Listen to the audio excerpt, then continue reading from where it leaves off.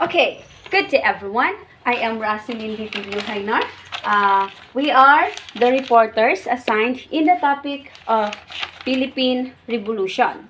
So, together with my co-reporters, Ms. Venice, Ms. Irish, Ms. Jonaline, and also Mr. Presidario. So, Philippine Revolution is began on 1896 to 1898.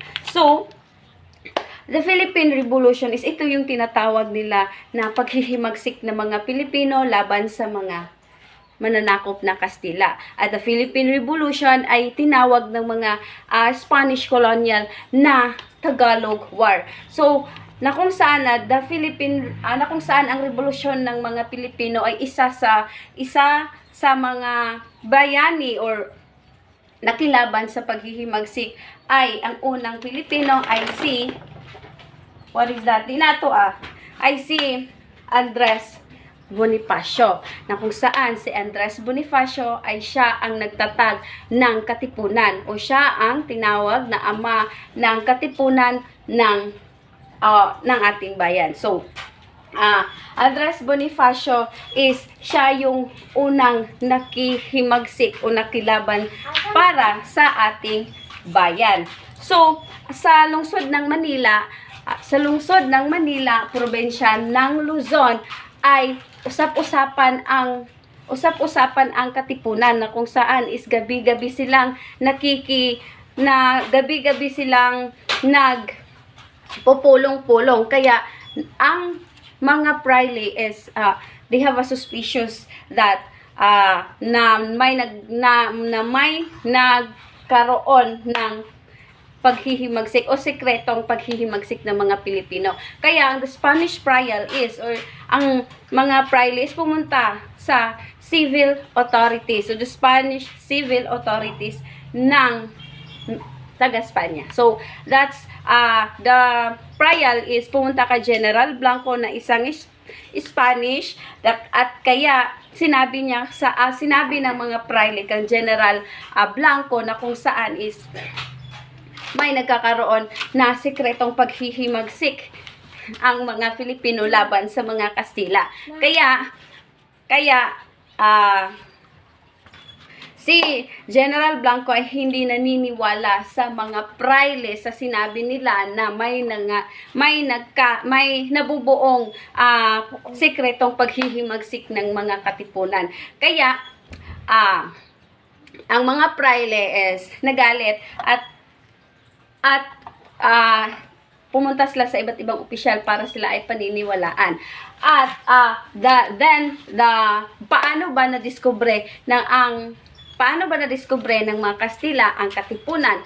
The discovery of the katipunan, it is because of Pedro Patino and Apolonio de la Cruz, which is Apolonio de la Cruz and Pedro Patino is both of them are the Katipuneros. Then nagtatrabaho sila sa Diario de Manila. Pedro Patino and Apolonio de la Cruz is nagkaroon sila ng misunderstanding. Silang dalawa is nagkaroon sila ng misunderstanding o hindi sila hindi sila nagkakaon. May isa silang misunderstanding. Then dahil sa galit ni Pedro Patino kang Apolonio de la Cruz is nasabi niya ang sekreto ng katipunan. So Pedro Patino he revealed the secret. He is the one who revealed the secret of katipunan, si Pedro Patino. Kaya nang sa galit ni Pedro Patino ay sinabi niya sa kanyang kapatid ang sekreto ng katipunan na si Honoria. Kaya nang nalaman ni Honoria ang sekreto ng katipunan is umiyak siya. Kaya nung umiyak siya is nakita siya ni Madre Sor Teresa. So si Madre Sor Teresa she is the one who convinced or advised Patino na sabihin kay Father Mariano Hill, which is Father Mariano Hill. She is Spanish Prahials o Father Mariano Hill he is the one who exposed the secret of Katipunan. Then one of the priors who had earlier warned the Spanish civil authorities na kung saan is pumunta si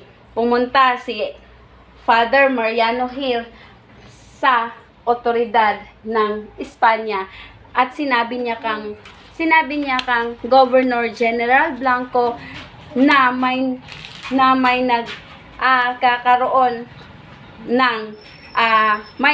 nagkaroon ng sikretong paghihimagsik laban sa mga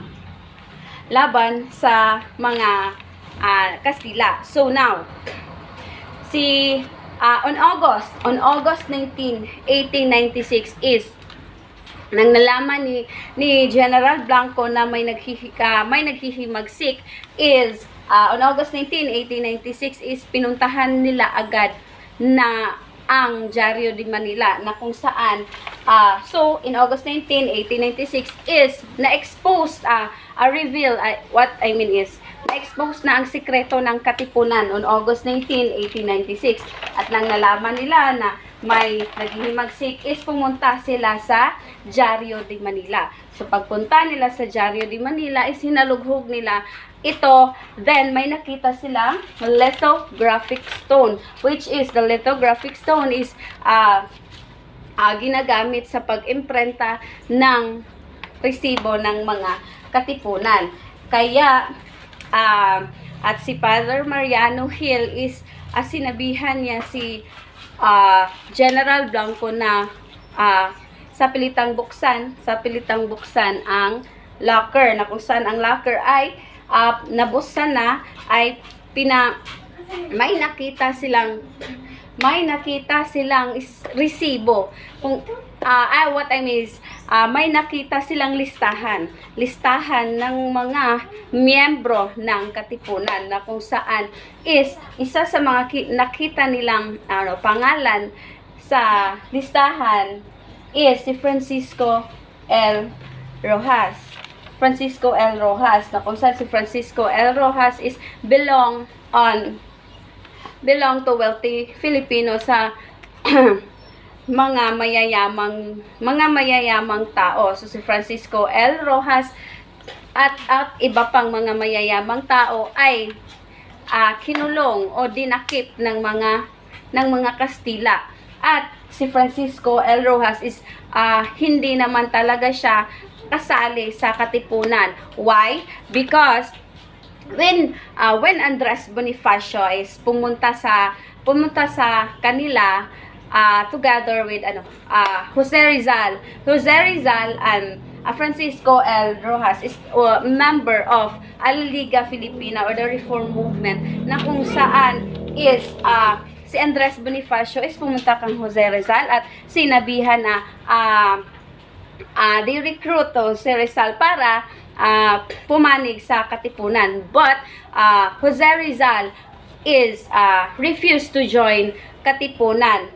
Kasama na refused to join Katipunan. Jose Rizal and his men is refused to join yung mga mayayamang tao. Kaya ang ginawa ni Jose Rizal is sa mga pineke niya yung listahan ng Katipunan na kung saan is nagsasaad sa lista is pineke ni Andres Bonifacio ang perma ng mga taong mayayaman. So kaya nakita ang pangalan ni Francisco L. Rojas at ang mga mayayamang tao, at nung nakita ang mga pangalan nila is lahat sila kinulong. After that is si Francisco L. Rojas together with his men is hinatulan si Francisco L. Rojas ng sentence of death penalty. But ang iba niyang kasamahan is safe, or kung baga nakalaya. So only Francisco L. Rojas is get the sentence of death penalty.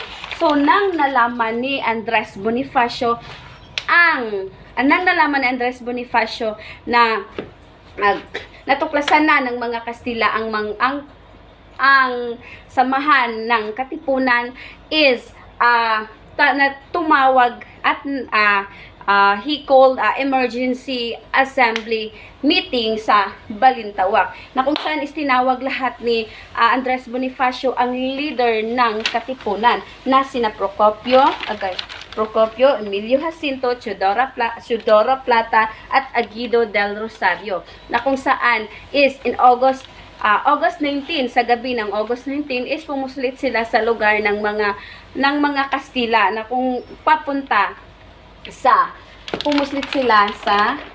sila sa Balintawak, because Balintawak is doon sila magpupulong-pulong. So from on August 21 is Andres Bonifacio changed their original code. Instead of alphabetical codes is Andres Bonifacio changed the original code, the numerical code. So Andres Bonifacio and other rebels is pumunta from Balintawak.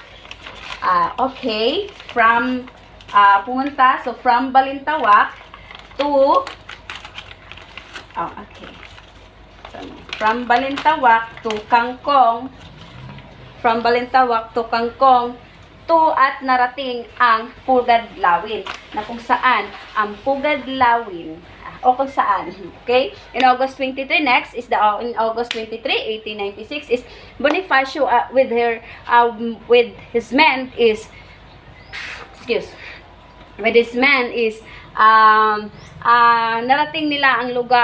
narating nila ang tahanan o lugar ni Juan A. Ramos, na kung saan si Juan A. Ramos is anak ni Melchora Aquino. So si Melchora Aquino is the mother of Katipunan, or mas kilala sa Tandang Sora. So ang partisipasyon ni Melchora Aquino sa Katipunan ay siya yung tagapag-alaga ng may sakit, tagapag-alaga ng kinukupkop ni Melchora Aquino ang mga taong sugatan.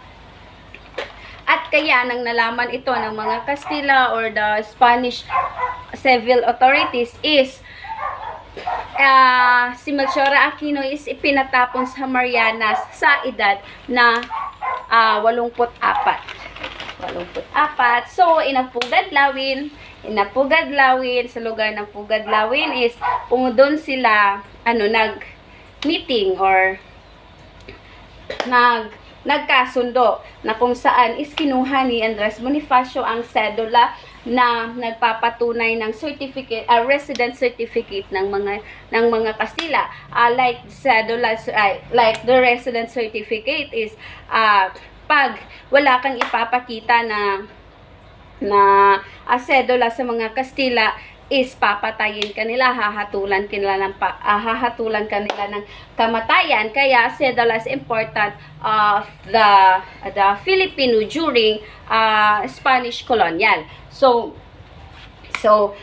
sinabi ni Andres Bonifacio na kunin ang sedula, at Andres Bonifacio tear all the sedulas, at sinabing mabuhay ang Pilipinas, at that is what we call the cry o Pugadlawin, na kung saan ang cry o Pugadlawin is nagsasaad ng paghihimag ang the start of revolution ng mga Pilipino sa mga Espanya, na hindi na sila na kung saan is hindi na sila magpapasakop sa mga Kastila.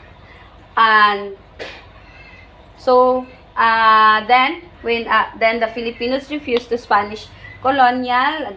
Then in August, that is in a cry of Pugadlawin is in August 26, 1896 their assembly. So may isang putok na narinig ng mga Filipino, ng mga Katipunero. So in August 30, 1896, August 30, 1896 is